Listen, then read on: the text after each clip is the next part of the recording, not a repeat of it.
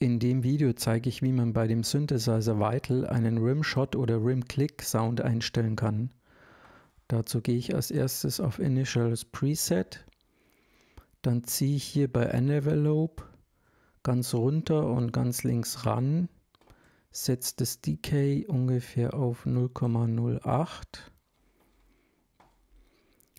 Hier wähle ich noch Basic Shapes aus und dann aktiviere ich hier noch White Noise.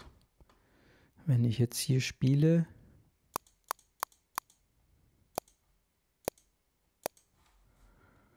habe ich schon einen Rimshot Sound.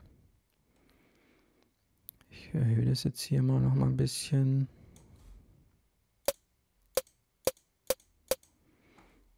Dann kann ich den Sound noch ein bisschen verändern. Hier gehe ich mit dem Level noch ein bisschen runter.